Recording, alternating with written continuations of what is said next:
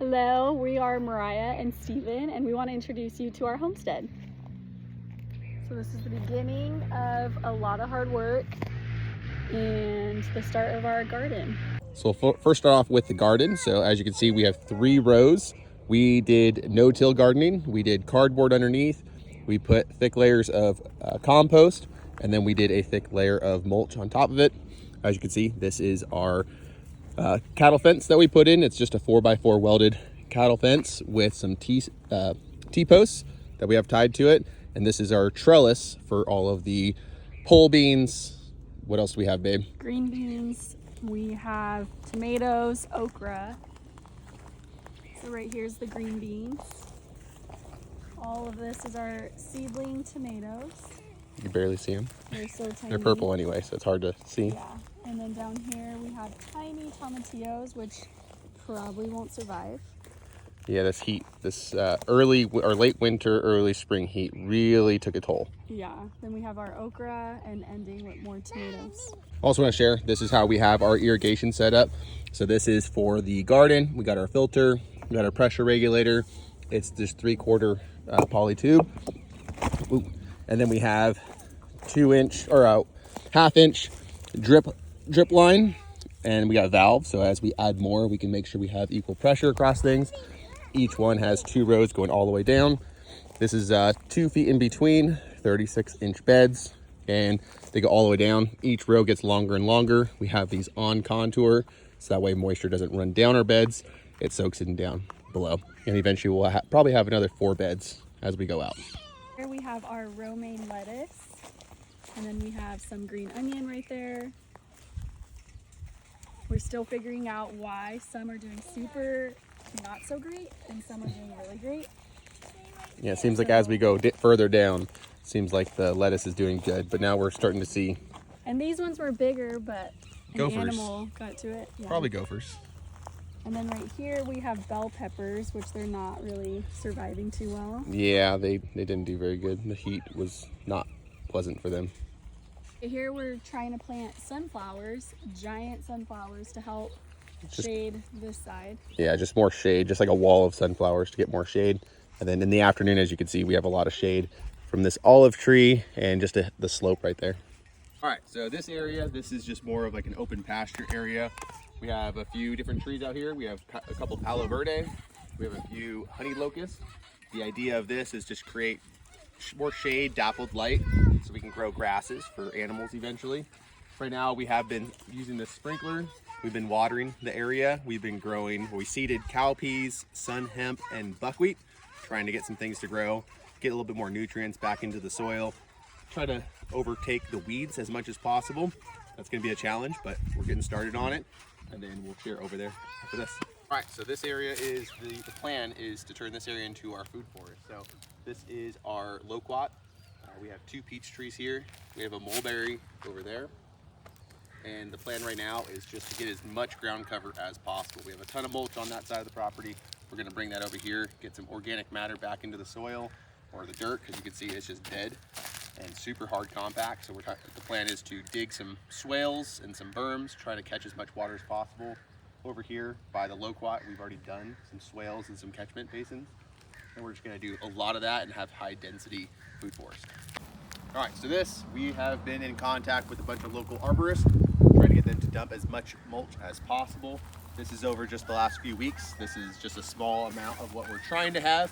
Eventually cover this area for parking and things. This is eventually gonna be where the farm stand is.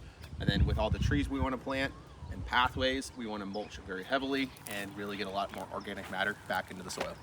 Okay, this right here is our orchard. We have 4 zones over here. So we have our stone fruit, apples, pears, and citrus. Citrus will be here. So yeah, come take a look. We're working our way into the orchard. First step was to get water out here. Luckily, our neighbor told us that there was some underground water out here. We were able to tap into it, and we were able to run a valve, filter, and a regulator with a 1-inch mainline hose going all the way out to there. And then as you'll see, we have 1/2-inch poly tubing going out on drippers to every row. All right, so this is our stone fruit zone. Even though there's no stone fruit in there yet, this is our white sapote. We also have a honey locust over here. The purpose of the honey locust is it's a support tree. It's a support species, and what that does is it adds nitrogen back into the soil. It pulls nitrogen from the air and it pulls it back into the soil, which is really good for all the trees around it. So we'll probably have 2 or 3 support trees in each zone, and each zone's probably going to have about 15 to 18 trees depending on the layout in the future.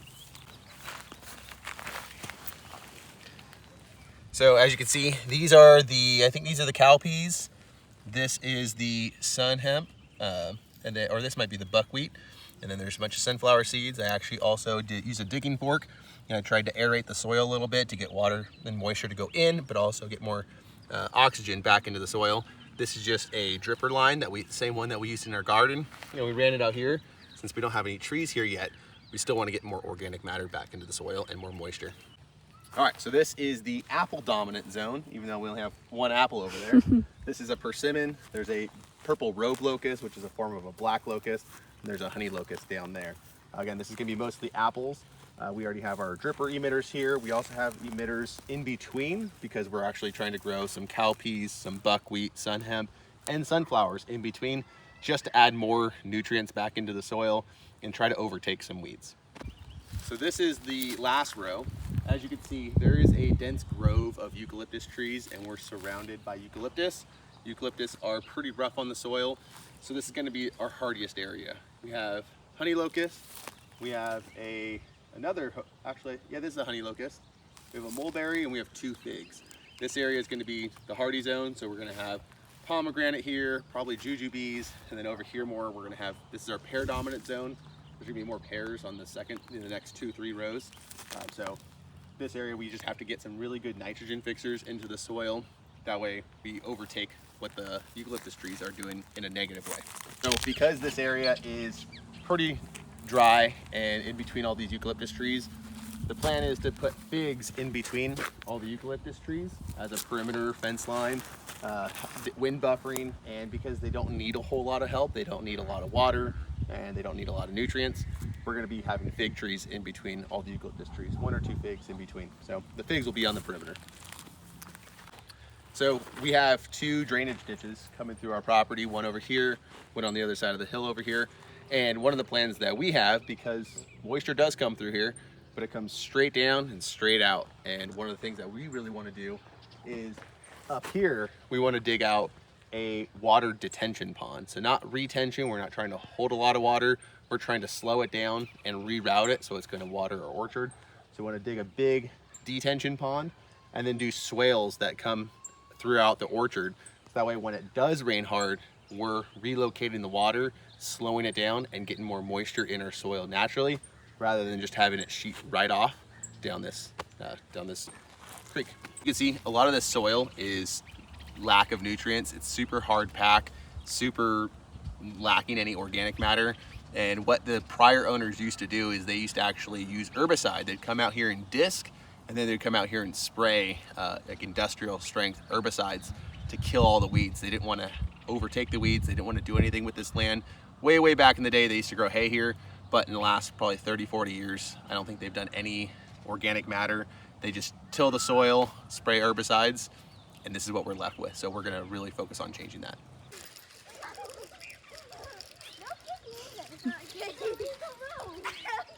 Seeding the field.